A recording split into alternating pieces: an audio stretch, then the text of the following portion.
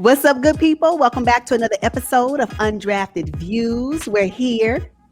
We talk sports from the sidelines, and today we're going to talk about the Indiana Pacers. So let's get into it. The Indiana Pacers are currently ninth in the Eastern Conference with a record of 26-29. Do you think it's possible that they can play themselves out of the play-in tournament? You know, it depends. It depends on the matchup. So, for instance, if the Pacers play the Bulls, then it's likely because during the season, they actually split the series. I think it depends on who's on the roster and if everybody's healthy, how they're playing overall at the end of the season. But I think they can make it out of the play-in tournament if they play the Bulls. And then I said, okay, well, who else are they up against? Perhaps Toronto Raptors? So if they have to play the Toronto Raptors to make it into the playoffs, that's possible because they split the series with Toronto Raptors as well. So the Pacers have a 50-50 chance based on their potential matchups to get out of the play-in tournament. Mm-hmm. However, if the Wizards get in, it's a wrap. What do you mean by that? It's a wrap. I believe that they'll be going home. They won't make it to the playoffs. Really? Not at the 9th spot, right? Because think about it. The 9th spot will play the 10th.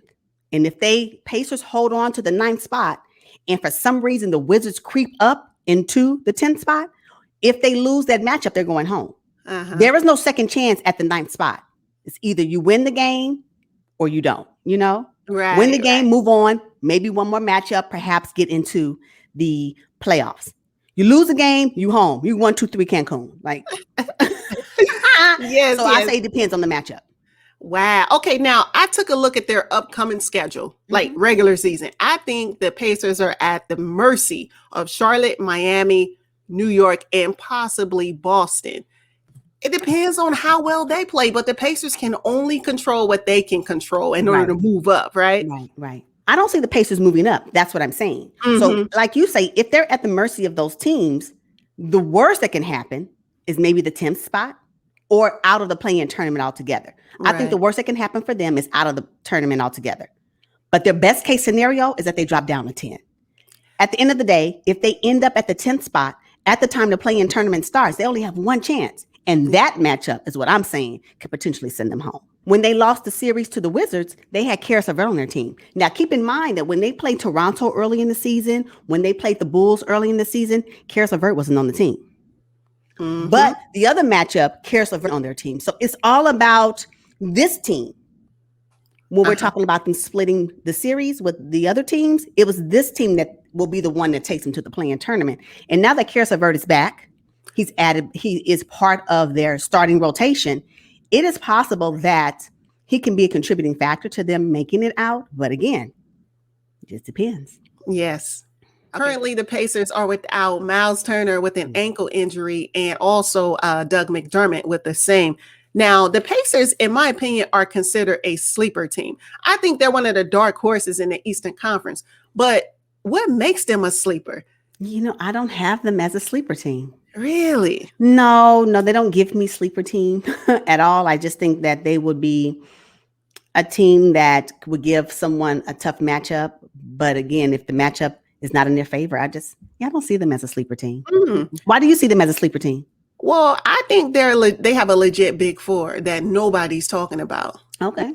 So Sabonis, Myles Turner when he's healthy, Caris Levert and Malcolm Brogdon.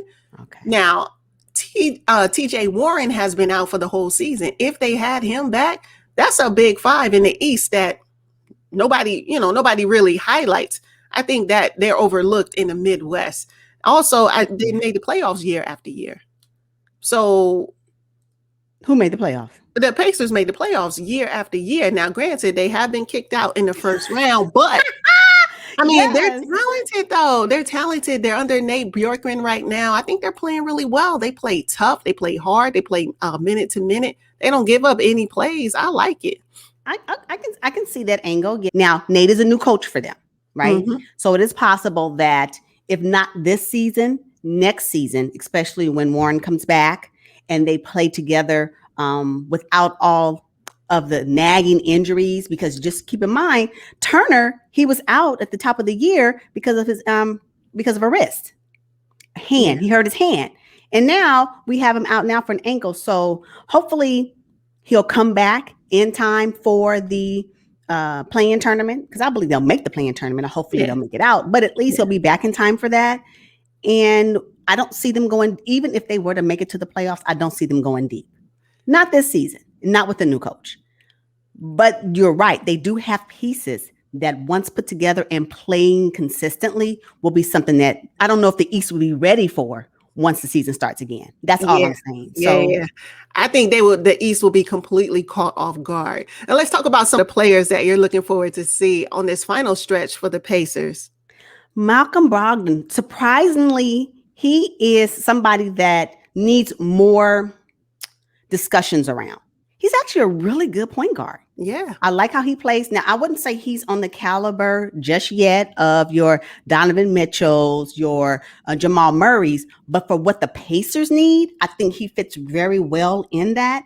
And I like how he plays. You know, when I watched the game with the Jazz recently, I was like, well, you know what, he can't hang with Donovan, but he doesn't need to. That's the thing, right? I think teams need to create what works for their structure, for their coaching scheme, and they can still be successful. So Malcolm Brogdon is somebody that I'll be looking forward to seeing as the season progresses, and especially as they make it to the play-in tournament. And then another one, I like Caris Levert. I like Caris Levert when he was with the Brooklyn Nets.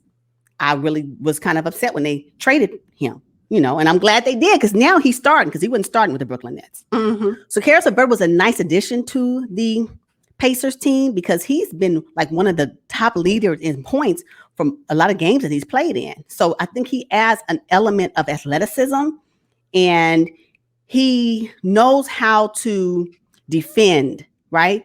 The more he plays, the more experience he gains. Of course, he will, of course, enhance those features. But he has fundamentals right now that I think as he continue to play with this new scheme and on this team, it'll be very powerful for them. Okay. I think so. Yeah. Now, for me, I know what I'm going to get from Sabonis and Brogdon. I know exactly what they're going to do. So I'm going to look at, of course, Caris Levert. Mm-hmm. I mean, new team. I want to see if he can repeat his performance from the bubble playoffs, where he led the team in points, rebounds, and assists. He doesn't need to do that with the Pacers, but I still want to see if he can, carry that type of productivity with the new team into the play-in tournament.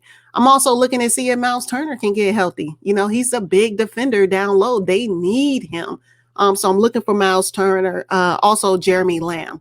Got to get him into the mix as well. He's been in a shooting slump lately. So I'm looking for him to shoot himself out of it, and so that he can be a productive member as well for the Pacers. So it should be interesting moving forward. So I can't wait to see Myles Turner as well, because I think that he will add that additional rim protection that they need, because he wants all the smoke. He don't care who it is. You're going to get this if you come against this rim, right? So I think I appreciate that about his play and how it fits into the Pacers' whole scheme, right? And then I think if they do come out of the East with the 8th spot, if they do, right? And the way the Sixers are playing right now, if they have to go up against the Sixers, I would love to see what that matchup looks like. Yes. Provided the Sixers remain at number 1 once this is all said and done. But I think that it would be a nice series if they had to play, the Pacers had to play the Sixers in round 1. So yeah, I can see that. Yeah. And I wonder if that would give, if Myles Turner can give Joel Embiid some trouble. I wonder. I don't know, right? Or if I can tell you right now, I don't see Myles Turner being afraid of Dwight Howard. That's for sure. And I believe that would be a pretty good matchup between the two of them. So it's just interesting to see. Yeah, Myles Turner is not afraid of anybody. So he does not care. Yeah. So, you're not about to bully him around. No. So if the Brooklyn Nets end up being the first seed, what do you think about that matchup against the Pacers? Because right now they have Nicholas Claxton as their starting center, and Myles Turner. I mean, I like Nick Claxton, but he can't hang with Myles Turner. No, I agree with that. From a defensive end, Pacers may be a lot better from a defensive end. Yes. But the Nets, although they may, right now what we see from the Nets, they are not pretty, their defense is whatever, right? I just don't know what it's going to look like. But my only concern with the Nets is that I'm not certain what I'm going to actually see. I see DJ down at the center spot. I don't know. I don't know. Their roster the Nets roster can be interchangeable. So I don't know really who's going to be playing. So it is hard for me to match anybody up against them in a 7 series because I just don't know. 7-game series, I just don't know. I can tell you that I understand what the starting 5 is going to be for the Sixers. Mm-hmm. At least the 4. But with the Nets, you don't know. I don't know. So yeah. All right. Well, hey, you know what? It's coming down to the wire. I think we have about 15, 16 more games left in the regular season, and we'll find out where the Pacers will land, whether it be 9 or 10. Hey, I just hope they make the play-in tournament so that, they can have an opportunity to play in the actual playoffs. What do you think would make a successful season for the Pacers this year? Get into the play-in, which will give them a chance to fight for an NBA championship. You got to give yourself a shot. Anything can happen. There's a lot of injuries going on right now in the league. All it takes is one. All it takes is one, All it takes is one for your team's roster to be exposed. That's what's the trip about it. We can talk about that another time. But do we give them a pass because they have a new coach this season? Possibly. And as a matter of fact, we probably should get every team should get a pass for the 2021 season with all these injuries and health and safety protocols.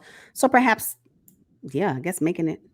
That's too bad. Because, they've proven that they can make the playoffs year after year. The problem has been getting out of the first round. So we'll see what happens. Yeah. All right, you guys, we are going to wrap up this video on the Indiana Pacers. Make sure you drop down in the comments. Let us know what you think about this and what your thoughts are for the Indiana Pacers as we get closer to the playoffs. Thank you all for tuning in. We will see you guys on the next one. But until then, peace. Y'all.